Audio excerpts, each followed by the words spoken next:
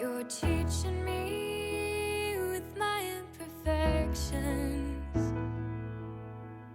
reaching me when I run the other direction. I'm undone, unraveling my plans.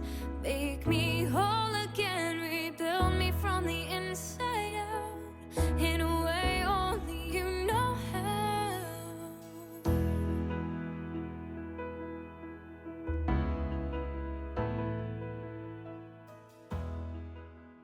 Welcome, everybody. Welcome to the 8th service of Alila Ministry, where our faith is rooted in God, our divine creator. I am minister, teacher, student, and servant, Andrea Grace.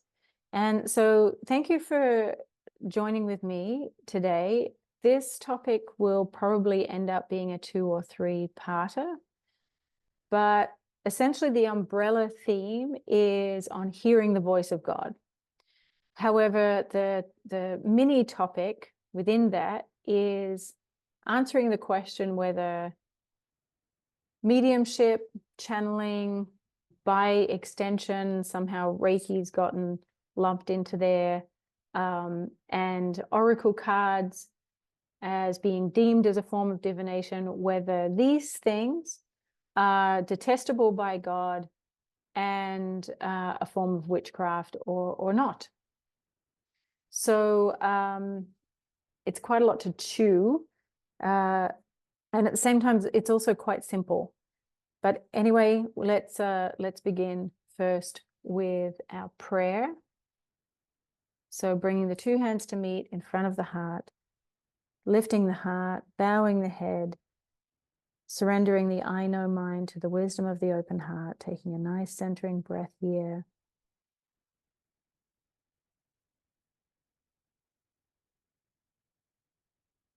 Heavenly Father, hear my prayer. I'm here in your presence, grateful. I bow my head and offer you my heart. Fill me with your spirit and transform me so that I'm free from fear. Give me the gift of hearing so I can hear your holy voice and not be distracted or deceived by voices that take me away from you. Teach me your divine language so I can be a living example of grace. When you speak, help me hear clearly and take action without hesitation. Teach me to trust your way, so I'm free of distractions and temptation. Let me be guided only by your spirit and wisdom. I praise you and thank you. Amen. Okay, and let's bring our mission top of mind. Our mission is to provide a safe and supportive space for individuals seeking holistic healing and spiritual guidance grounded in our faith in God.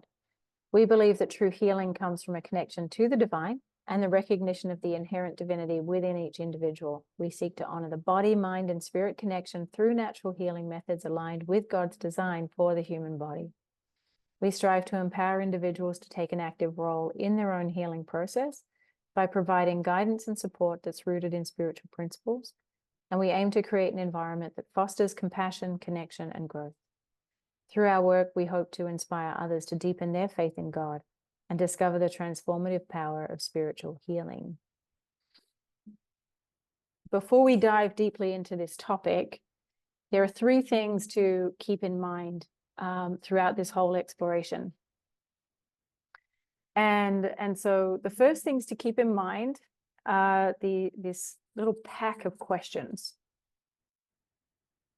And this pack of questions can be applied to anything, everything that you meet in life. A relationship, a project at work, a spiritual text, a piece of entertainment, a movie, a play, a show, something that you see on social media, personal text. So this packet of questions can be applied to anything and everything. So the first question is, so does this, whatever it is, this that you're meeting, does this help me abide in love, or does it lead me to fear? Does this help me to excel at forgiveness through understanding and connection, or does it feed spiritual arrogance? Does this bring me closer to God, or does it take me away from God? Does it help me expand into greatness, into spiritual greatness, or do I contract into smallness? So this packet of questions we're applying through this conversation, and of course you can use these to apply to anything in your everyday life. So that's number one. Okay, number two is that in as much as our relationship with God is personal, so is our relationship to a holy text, including the Bible. If we were to ask 10 people to read a spiritual passage, and then afterwards we asked each person to share their interpretation and what that passage meant for them, we will get 10 different interpretations. So when we're reading a spiritual text, it actually is a mirror for where we're at spiritually, psycho-emotionally, or even reflective of how we're doing societally in our evolutionary process as a whole. And also that the texts themselves are a reflection. So in as much as the text is a reflection of us personally, as we apply where we are, historically, psycho-emotionally, and spiritually, so too are the texts a reflection of what was happening historically, socio-politically, and spiritually at the time. So there's a relationship, right? So we're having a relationship with this spiritual text. And so then to that, it's not really a fixed experience. It's actually a mutable experience. And so we could say that actually it's a living scripture. It's a living script, because it actually lives through our interpretation and then gets embodied as such. And this brings us now to number 3. And it's this: that which is true is only ever always true. That which is truly true is only ever always true. If it's not always true, then it's not truly true. So that means that what we would be dealing with is subjective truth. And subjective truth is basically just storytelling. And that's essentially what we do here. This is the realm of story. We learn through stories. We are living stories. That's what his story is. So while we're dealing with stories, they have a context. That context is important, but it doesn't mean that it's true. It just means that it's a curiosity and it's interesting. So now to that, just to give a little bit of history, there were many holy scriptures that were believed to be divinely inspired and brought into this manifested realm through channels, presumably through a form of mediumship, that haven't actually made it into the public canons, because some of the scriptures were secret and we don't know what they are. We don't know what they're telling us. So then to that, we're just getting a snapshot. We're getting a partial piece of the pie. And maybe that's not such a bad thing, because maybe we don't have all the tools, we don't have the spiritual and energetic strength and fortitude to actually be able to digest some of the deeper spiritual teachings. Now, it's said, so there are different points of view on this as well, but there are some traditions that say that the scriptures that made up the Old Testament, what we know to be the Old Testament, what became the Torah, the Pentateuch, became a fixed canon in the last decade of the 1st century. So that's one school of thought. And there's a second school of thought to say, well, no, that was impossible, because actually the rabbinical community were still discussing, adding, retracting, and so moving different scriptures according to their needs. And so some religious scholars say that the fixed text that we have now wasn't actually fixed until around the 3rd century AD. And so what we're looking at there, that's only, 1600, 1700 years ago for us. So again, that timing has a particular context. And so the word canon comes from the Greek canon, which means a reed or cane that was used as a measuring rod. And so it has come to mean, the canon has come to mean a standard or a rule.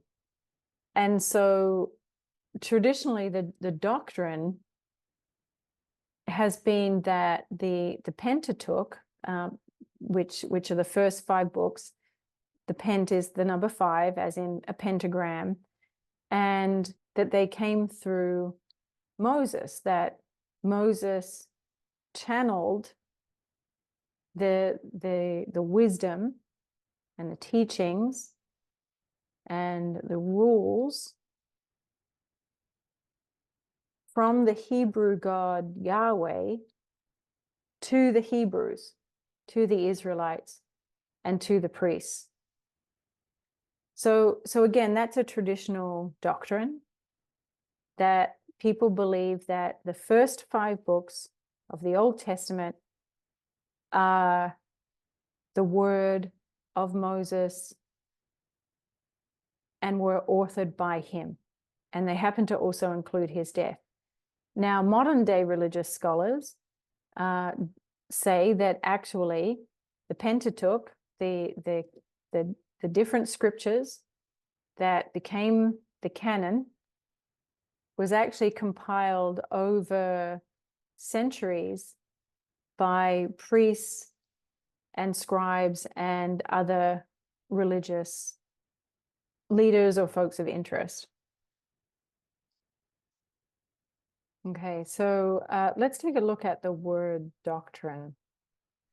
It starts with doc, from Latin docere, meaning to cause, to know, or teach, or to appear right.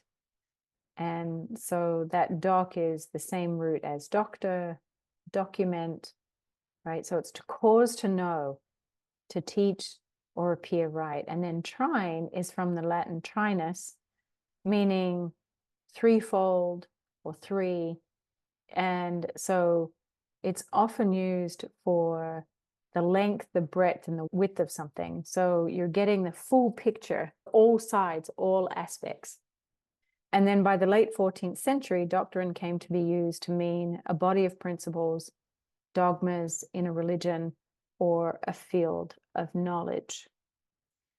And let's just now take a look at the word dogma while we're here. So dogma comes from the Greek, meaning that which one thinks is true. And then it was used in the 16th century as a settled opinion, a principle held as being firmly established. Essentially, this is what we're meeting. We're meeting dogma. Because if we were to apply the teachings of the Bible in a chronological way, and we were to make a comparison between the messaging, the overall takeaway of the Old Testament and the New Testament is meant to be the fulfillment of the prophecies of the Old Testament, and the New Testament supersedes the Old Testament. And so just keep that in mind as we continue on. So in summary, what we're working with here is that the Bible has an important historical and socio-political context, spiritual context, of course, and that because it can't be agreed upon. There are aspects of it that can't be agreed upon, and there are parts that are clearly false, that it's an effect of hundreds of years of Chinese whispers that was eventually brought into, to be held into our hands through the priests and the scribes. So it's essentially a spurious document. But still, it's a document through which we can have a relationship. However, it can be used as a tool for our spiritual growth, our spiritual learning, and our spiritual development. We can use it as a way to check in for what for us is truly right and good for us. And so in that way, it's a living document, and it's a reflection of how we're doing. But again, does what I'm reading bring me closer to God or further away from God? Does what I'm reading bring me deeper into fear, or does it take me deeper into love? Does what I'm reading expand me into a greater consciousness where I can abide in loving kindness, or does it contract me and make me more proficient in othering? Okay, so I'm now going to go back into my story, her story. I'm going to go back into my history, her story, get it? Okay, I'm going to go back into my story again because it's important. It has relevance. Now, I had started my practice in 2008, and I was experiencing miracles through the work, through hands-on healing, through gentle guidance, through helping the mind expand beyond the small self, beyond the body, to expanded states of consciousness, to ask questions, to receive answers in the name of God. And so remember the book that I had showed you in the last service called Heal Your Body? That book was written by a woman called Louise Hay.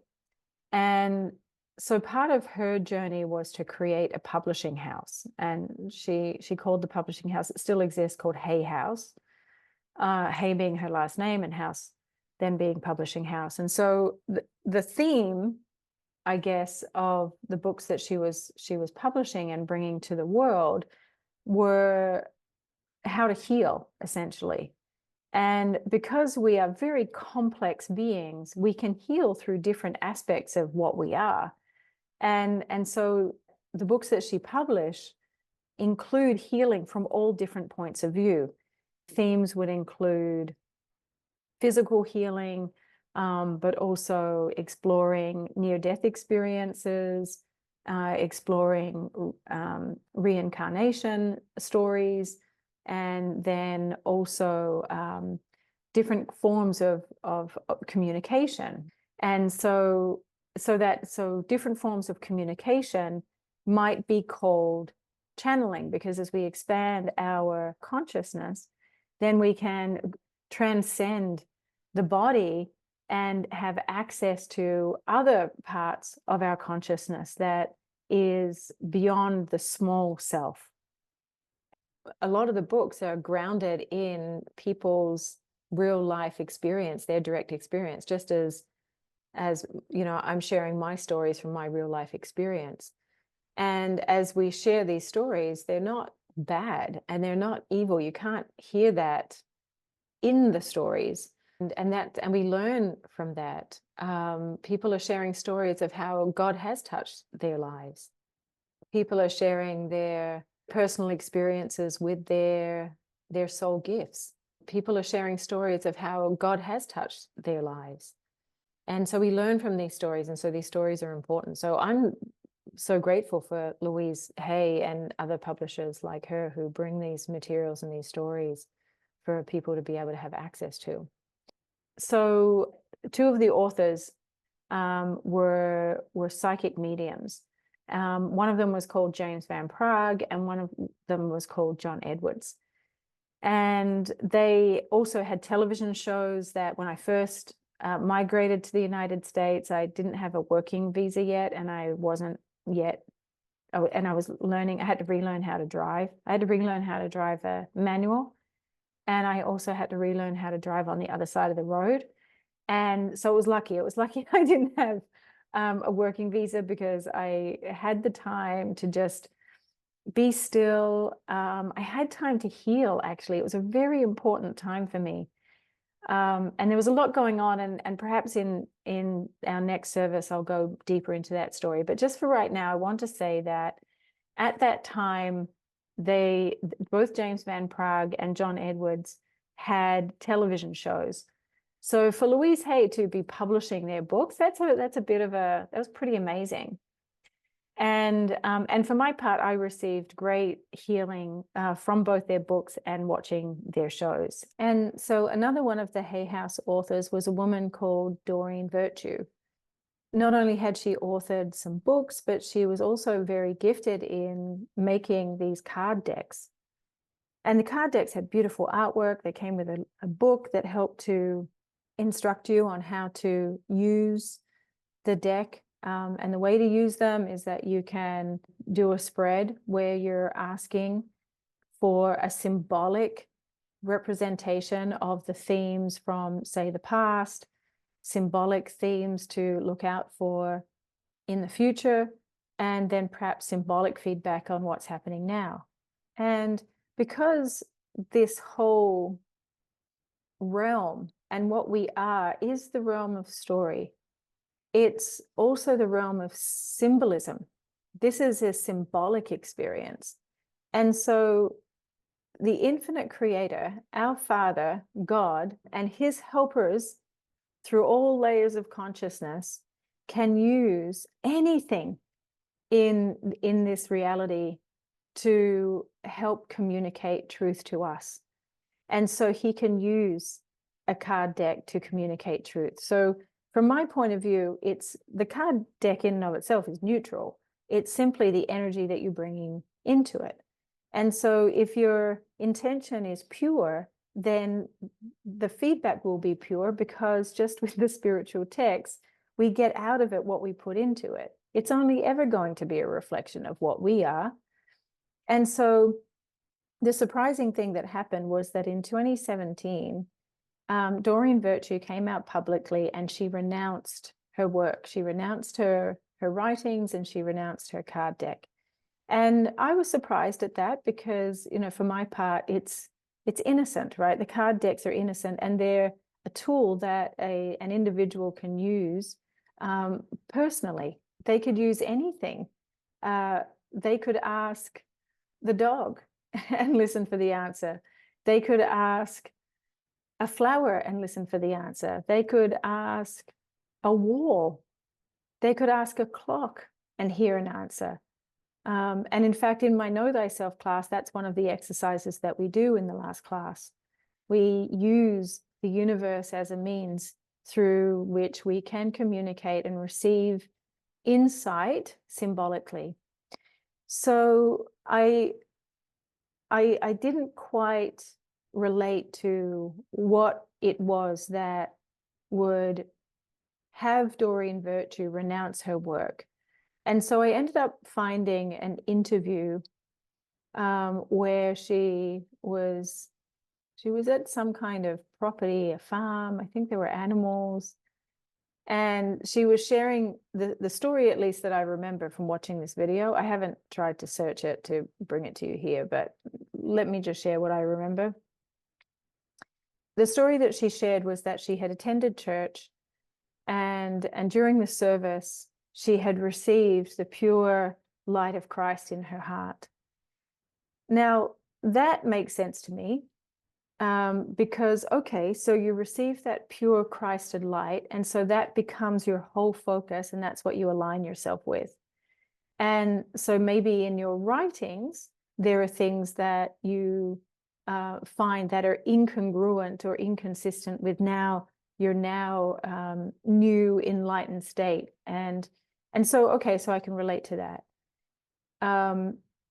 But for my part, when I look back at my history, everything that came before and everything that I have, the work that I have produced, or the classes that I've taught, that I've recorded, that's just, it's just a signpost of where you were in your journey at that time.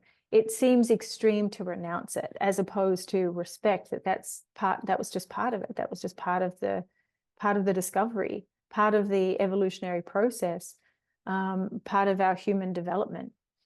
So there's a tinge of, I don't know, something off, like a tinge of shame or wanting to hide something. To me, it just didn't seem to come from actually, even though she was saying it was, a fully actualized or a fully realized place. And so then it turns out that she was renouncing everything. So not only her own work, but she also had set up a list of things that now were deemed, I don't know, detestable by God, perhaps. So, and that included the Eastern healing art of Reiki. So now I'm thinking, okay, you're now stepping on some toes here, and you seem to be coming from an uninformed and ignorant place. So then I discovered an article on this website, and the website is Western Seminary, and the title is New Age Guru Turns to Jesus.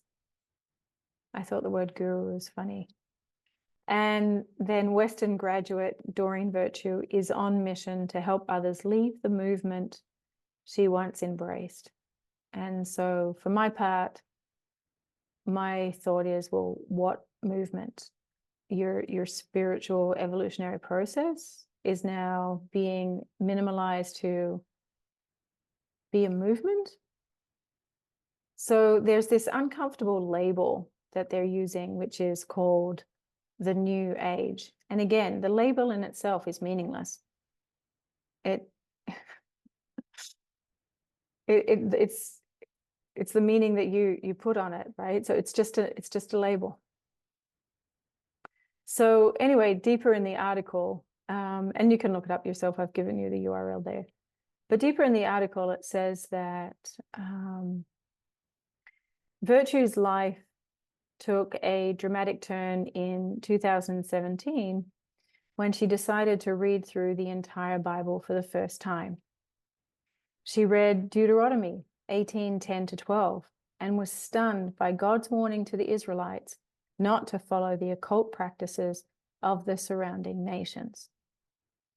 She says, I remember reading through the list of the things that the Canaanites did and realizing it was the same things that I was doing, she recalls. Then I got to the parts where it says, anyone who does these things is detestable to the Lord. Virtue was shocked. So let's look. So Deuteronomy is one of the books that was said that is traditionally believed to have been channeled by Moses through the Hebrew God Yahweh. And Deuteronomy, so the dew means two. And so basically it's pointing to, this is the second presentation for these laws and these rules. And so it was Deuteronomy 18:10. And this is what she read.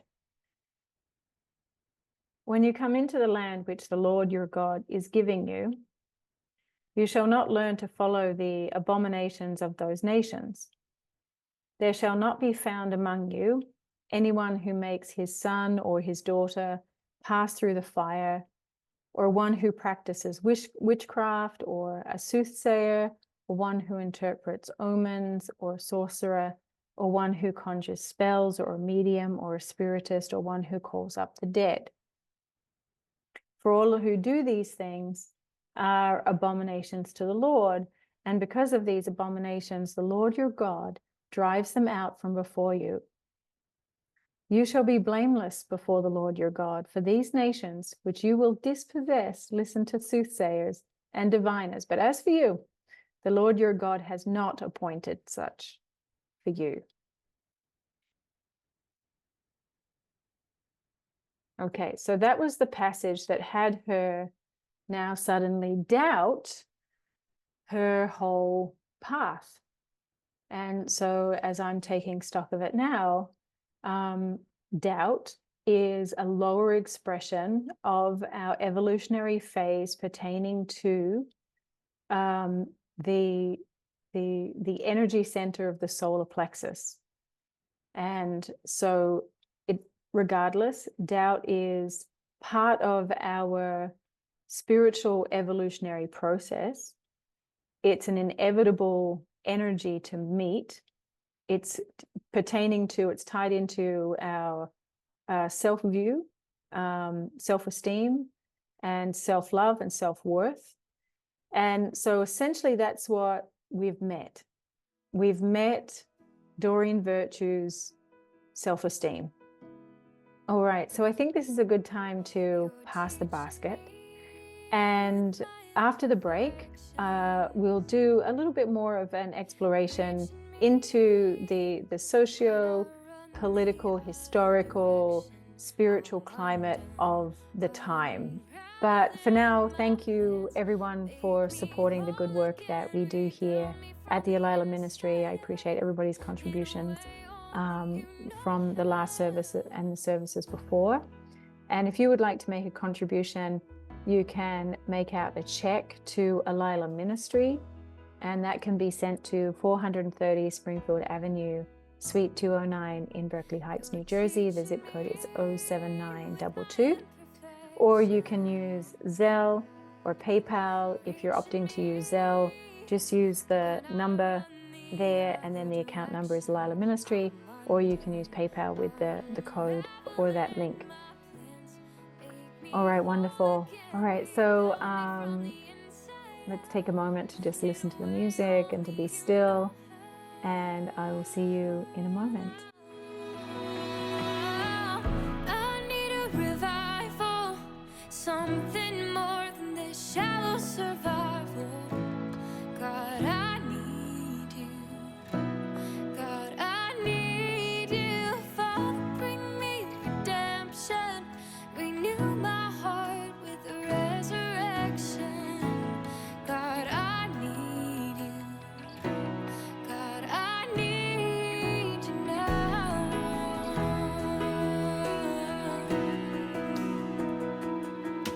You're pouring out the healing when bitterness is all that I've been feeling. Take this cup and hold it, Lord, not my will, but instead let it be yours from the inside out, in a way only you know how. I need a revival, something more than this shallow All right. Welcome back. I'm so glad you're here. Now, I'd like to share a little bit of my story as well. So part of the work that I do includes hands-on healing, and the work has always been spiritual. It's always been about helping you strengthen your personal relationship with God, and through knowing yourself, through knowing thyself.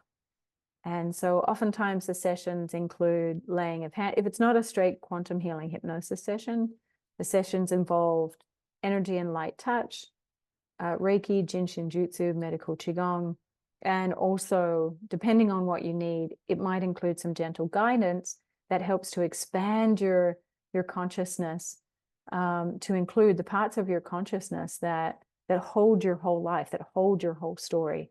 And it's that part that's close to God, that is God. God can use that part of that consciousness to connect directly to you. Or God can use other parts, like sometimes the form, because we use our imagination as the bridge, the form can appear as light, as a guide, as an angelic figure, And so in this case, a dear friend of mine who is very religious, she is Christian. So she came for a session, and what she wanted was she needed help in ceasing her addiction to smoking. And I said, with this work, this is between you and God. And so we can absolutely set the intention, create the conditions, and then the miracle is up to you and God. That's between you and him. And so we went through the session, and part of the session naturally included asking God to show her original, true, and divine essence. So she started to experience this full light, and it's all happening within. It's happening all within her consciousness, and then infusing throughout the whole body. And it was quite ecstatic. And I know what this feels like, because in deep meditation practices, when you are sitting in stillness for hours and hours, there's this cleansing, this energetic cleansing that takes place, that occurs. And so you become illuminated from the inside out. So I knew exactly what was happening. I knew that her energy body was activating, and it was also cleansing, and to the point where it's clearing out any of that debris and any of that frivolous, stuck energy that we experience actually through just a blackness. And so it turned out that after the session, the addiction actually did let her go. So it worked. Now, later on, and I didn't know this, but later on, it turned out she had a conversation with an uncle who was also quite religious, church going. And he had made a comment to her that there was something wrong with what we did, that's not in alignment with God and the Bible. And she didn't talk to me about it. I didn't know. But later I was hanging out with a friend who considered himself a born-again Christian. And I had with me one of my oracle decks, my card decks. And it turned out that he didn't like that these were, in his mind, a tool of divination against the Bible, against God. And so he stopped talking to me. And in response to that, I reached out to my friend to get an understanding of where that was coming from, because as I've shared with you, I left the church when I was 10, right? So we as a family left the church. My education was really only up to Sunday school. So it's not like I had done a deep exploration into the text, into the Bible. So anyway, so I asked her, and she gave me what I had shared with you before the break, this text as well. So we have Leviticus 19 and Leviticus 20. All right, so Leviticus 19. Give no regard to mediums and familiar spirits. Do not seek after them to be defiled by them. I am the Lord your God. And then we have Leviticus 20. And the person who turns to mediums and familiar spirits to prostitute himself with them, I'll set my face against that person and cut him off from his people. Consecrate yourselves, therefore, and be holy, for I am the Lord your God, and you shall keep my statutes and perform them. I am the Lord who sanctifies you. All right. So the message that is being conveyed through Leviticus, which is a text, a set of rules specifically for the priest class, and Deuteronomy is saying the same thing, which is warning you against, which is exactly what Doreen Virtue had said, which is warning you against these practices of the nations that you're about to dispossess. There's so much to unpack there, but okay, for now, this is what I was shown. So clearly, the Bible says it's an abomination to practice divination using oracle cards, to practice mediumship. It's lumped in with, or interpret omens, it's lumped in with witchcraft, sorcery, and also child sacrifice, because while there are different interpretations, but passing through the fire was is possibly in reference to the other pagan gods of Moloch and Baal, where I think particularly Moloch was the god that the Canaanites would sacrifice a child into the by fire. And so I've seen images where there are almost like chimneys in this figure of a god with a cow's head, and then there are fireplaces kind of at the base of this structure. And so it seems that the way to child sacrifice was through fire. And so if I had to say, that's what that's pointing to. So again, so mediumship and interpreting omens is lumped in with child sacrifice, witchcraft, and sorcery. All right, so now both books, Leviticus and Deuteronomy, are part of the 5 books, the Pentateuch, that again were apparently channeled through Moses. All right, so before we take a look at who Moses was, the author of the texts out of which these passages are from, and take a look at the historical context of that time, I just want to share that I did actually start to reread the Old Testament a couple of years ago. And I was motivated to do that because I was wanting to see if I could find a hint into how it was that society had arrived where they had arrived in the face of 2020, 2021, 2022, in the face of that fraudulence, in the face of the hypocrisy, in the face of the immorality, in the face of the deception. I thought, what would I find in the Old Testament? That what is there in humanity, in history, to have arrived us to have the experience that we experienced in 2022, 2021, 22. Anyway, I started to read the Old Testament, and what I found, it was a good exercise, because what I found was that God of the Old Testament, of Genesis, of Exodus, that God is not my God. There is a God concept in there, absolutely, but that God concept is extremely primitive and unrecognizable to me, to my modern sensibilities. On a good day, that God, that the God of Genesis and Exodus and Leviticus, Leviticus is basically a book on how to sacrifice. Child sacrifice is a no-no, but it's quite okay to sacrifice your best bull, or your lamb, or your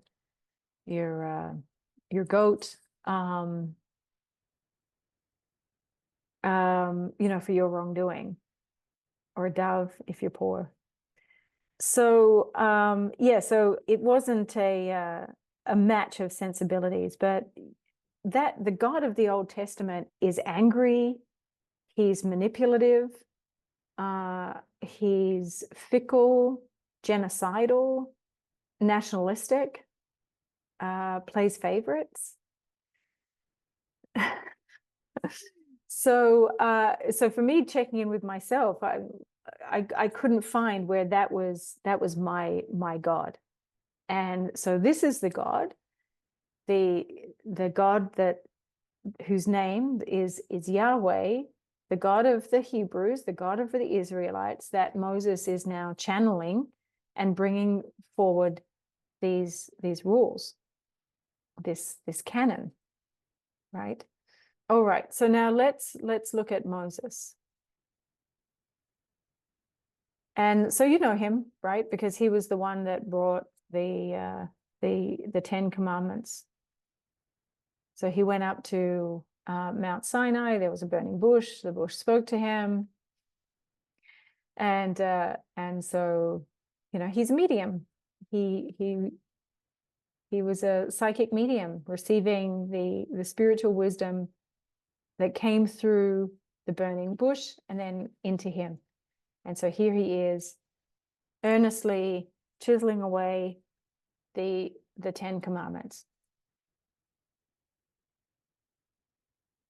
Okay, so what came before that? Now the Bible also teaches us, the New Testament teaches us, that we know a tree by the fruit it bears. And so here's our Moses story. So Moses was born into a Hebrew family, and I'm of the point of view that it was possibly a Levite family. In fact, it points to that. It seems to be not a secret. And but at that time, the Pharaoh was feeling threatened, and he was a bit of a psychopath. And his gods, the gods that he was listening to, were Osiris and Isis. What he decreed at the time was to kill the next born, I think. So there seemed to be a depopulation agenda happening at the time. And just give it a context, at that time, it was a pretty much dog eat dog type world. And so his mother then put baby Moses into a basket, into a little ark, and put him on the water. And then the ark carried him downstream, where the Pharaoh's sister, who had just lost a baby, finds him, sees it as a divine gift, brings the baby back to the palace, and brings up Moses as her own. So then Moses is brought up. So he's born a Hebrew, but he's brought up Egyptian, and he is the nephew to the Pharaoh. And the kingdom is run by slave labor, and the slaves are the Hebrews. And so when Moses was middle-aged, there's a theory that he was as old as 40. When he was middle-aged, he saw an Egyptian in the Pharaoh's employ treating a Hebrew slave badly. And so Moses intervenes and kills the Egyptian. And so the culture is eye for an eye. And so that meant he would have been sentenced to death for murdering an Egyptian. So he escapes, he runs away. He runs into the desert. He ends up being taken in by a desert tribe, and he marries one of the daughters of the high priest of this desert tribe. They have children, and now Moses's path is finding his way back. So he receives divine inspiration. He receives the voice of God. He himself is the channel. He himself is the psychic medium for the Hebrew God Yahweh, who's giving him direction. The direction is to go back to Egypt. His wife says, "That's crazy. Why would you do that?" He says, "The voice is telling me I've got to go." And so he heads back to, he gathers his family up, his kids, his wife, and they head back to Egypt.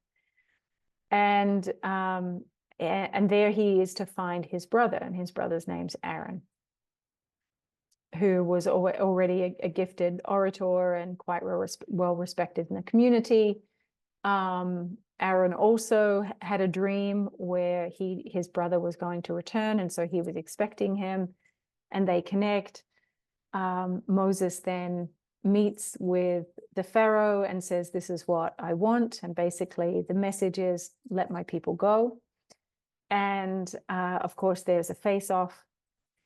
And so essentially, you know, when you pull back, what it seems to be is this this conflict, this power struggle between the Egyptian gods and the Hebrew God of Yahweh. That's really the takeaway.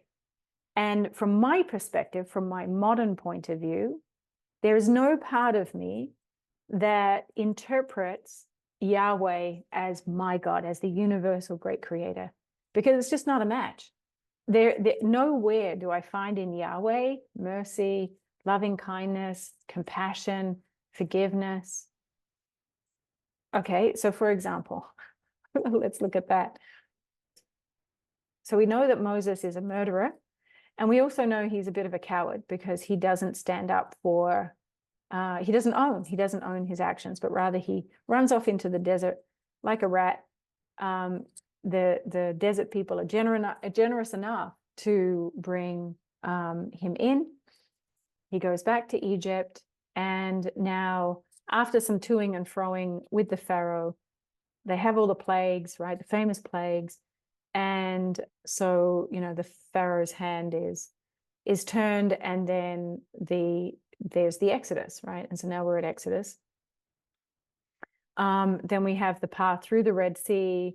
The Pharaoh and his troops are drowned when the seas part to let the Hebrews, the Israelites, through, and then the sea falls upon them. So this is Yahweh. So Yahweh is the God of the Hebrews. This is what we can't unknow from the Old Testament, from the word that Moses has brought through.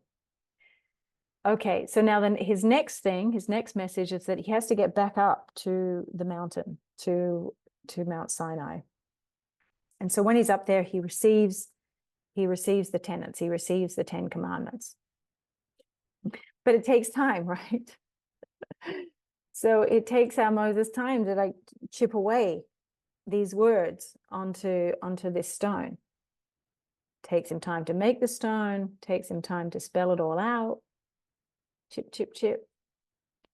And so now down below, every single man, woman, and child who he had freed from slavery in Egypt from the Pharaoh's rule, quite a few of them have doubt. Okay, so so there's doubt among the people. And so they now start to, you know, chatter among themselves and says, I don't know, I don't really believe this is not quite right. And so I think we should ask our other God. Again, so at the time, there were many, many gods. So the Egyptians had Isis and Osiris. The Hebrews have Yahweh. The Canaanites have, actually, let me go over these with you. I have a whole list. So the Canaanites and the Phoenicians have both Baal and Moloch. There's also Dagon, I don't know how to pronounce it, Dagon, who was a half fish. Baal and Moloch had the calf head. And yeah, so Baal means Lord and was associated with land and land fertility and also water and rain. And so there were many Baal gods. And then there was Moloch, who, as I said, was associated with burning and sacrifice. And Moloch apparently means king. Let's see, the Mesopotamian deities were Nebo, who was apparently a prophetic god, Tammuz, which was also a fertility god. The Ammonite people, their god, their deity was Milcom, also associated with child sacrifice, apparently. The Moabites had a god, Chemosh, and the Assyrians had a god, a deity called Ashur. So there were many deities, right? Many gods. It was a polytheistic society. It was a polytheistic world at the time. Many, many beliefs. Okay. And okay, so now to that, the people get distracted And so they decide to gather up the metals that you have and then put it together. And they made in the time that Moses is up there chiseling away the 10 Commandments, some of the people down below were busy melting down metal, making a cast of the golden calf. Okay, yeah. The golden calf. And so so Moses sees this. So Moses sees this, oh, and he is pissed. He is so angry. Okay, so now this is our Moses. So Moses goes to present the 10 Commandments as he's been given them, as he's received them from Yahweh. And he goes to present them, and then he sees that his people have started to idolize and worship a golden calf that they had made. And so look, isn't it interesting how, so this manuscript illustration is from 1445. So this is from like medieval times, right? And it's interesting how they depict Moses with horns.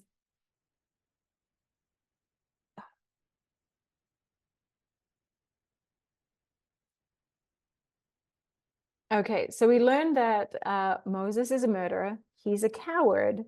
He is a channel. And he also has anger and temper issues. So he ends up, he throws the tablets down that he had just made. They smash into a million pieces. He's angry. He's enraged. Okay, and this is the effect of his rage. So I want you to look at the left-hand side of this picture.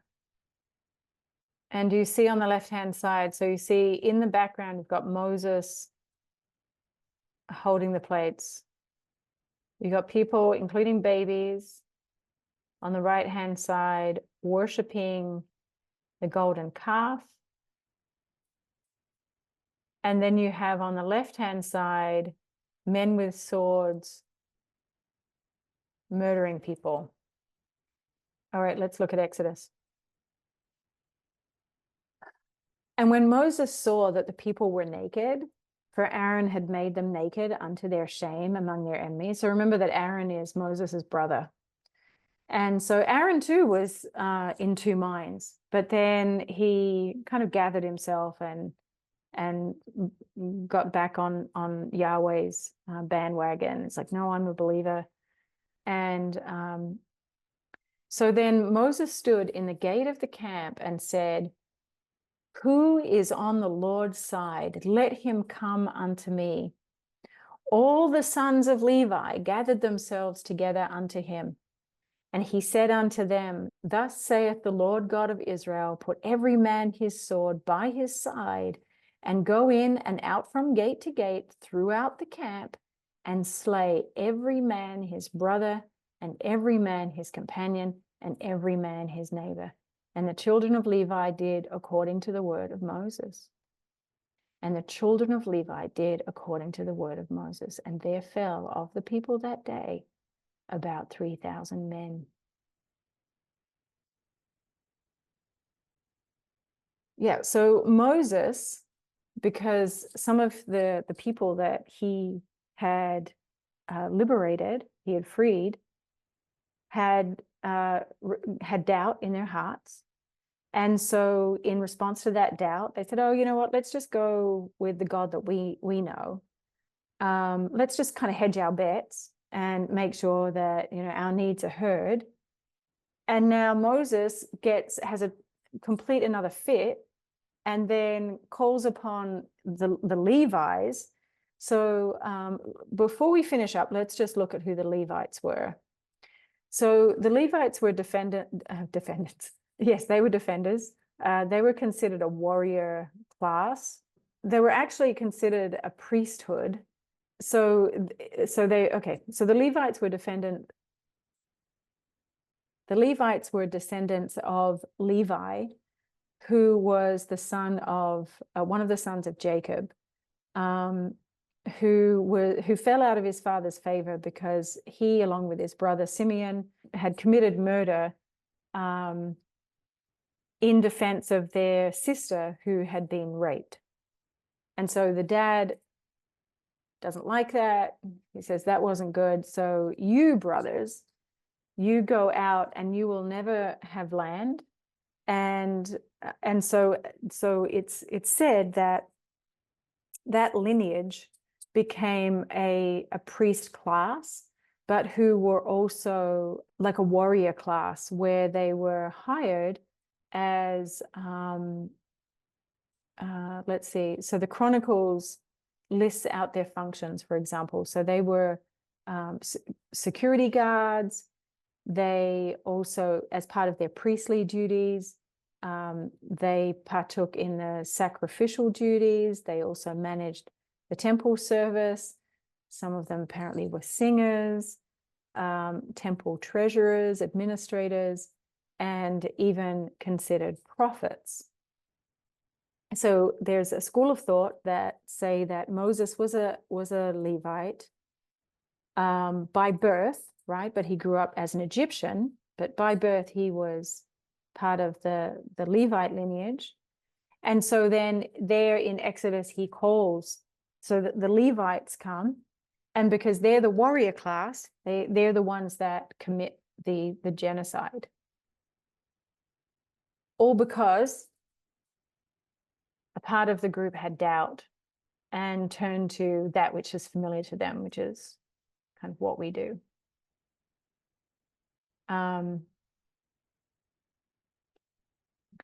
Okay, we could look at that from a spiritual perspective and say, okay, look what happens. You lose your head if you turn to doubt, if you make doubt your master. Okay, I can see that.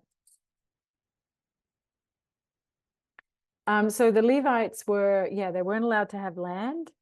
And so that means they were dependent on the people of the cities to for their livelihood, but they were given, they were given things. All right. So and so actually part of that too is the socio-political conflicts at the time also are reflected in that as well, because so the Hebrews, including the Levites, and that's the namesake of Leviticus, right? So these are the rules for that priest class. So the Hebrews believed that land was inalienable, that it belonged to Yahweh. And remember that this was the land that Yahweh promised. So Yahweh, again, is a nationalistic God. His MO is to dispossess these tribes from the land. So, and the Canaanites were one such nation, one such group. And the Canaanites, on the other hand, believed and practiced land ownership. They believed that land could be bought and sold, and they also had contracts. They had mortgages. So the Canaanites were quite wealthy. And so you can see how, from that point of view, the propaganda at the time would have been, okay, let's make their practices unworthy in the eyes of God, abominable in the eyes of God, detestable by God, to then justify why they should be dispossessed, to make that okay. I mean, it's a classic case of a land grab, really. All right.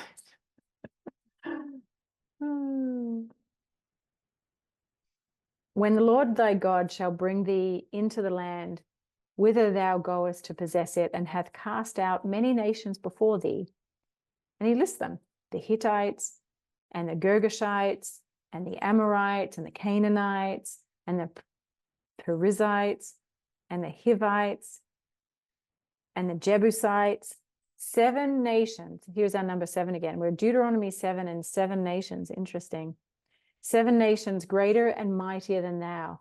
And when the Lord thy God shall deliver them before thee, thou shalt smite them and utterly destroy them.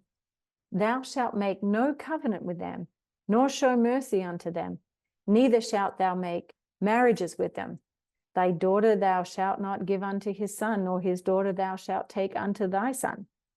For they will turn away thy son from following me, that they may serve other gods. So will the anger of the Lord be kindled against you, and destroy thee suddenly. But thus shall ye deal with them. Ye shall destroy their altars, and break down their images, and cut down their groves, and burn their graven images with fire. For thou art an holy people unto the Lord thy God. The Lord thy God hath chosen thee to be a special people unto himself above all people that are upon the face of the earth. Yeah, so this is the Hebrew God. Yeah, for me, I feel this in my solar plexus, and it makes me feel nauseous and strange. And I do not recognize my God in that. And so again, within this socio-political and then spiritual context, that it was important for the priest class to spin the story in such a way that made these 7 nations evil, that made their cult customs and their practices bad and wrong and detestable, to justify the dispossession, to justify destroying their crops and killing them. And that if they didn't do that, then their own God, Yahweh, so, you can feel it. This is just a very superstitious time, that their God was going to smite them, turn his face away from them. So in summary, clearly these words are not for us. This is not written for us. This is written to create a certain kind of psycho-emotional condition within a people in order to have them act in a certain kind of way through the name of God. All right, so this now it concludes our service. So thank you for bearing with the story, and I just want to remind you to jump onto the Alila Center website, alilacenter.org. Check the calendar for online events. I have the in-person spiritual meditation day coming up on June the 2nd. I would love for you to join. And then, of course, if you need some help, need some guidance, I'm available to work one-on-one with people as well, either in person or remotely. All right, have a wonderful Sunday, and I will see you next time.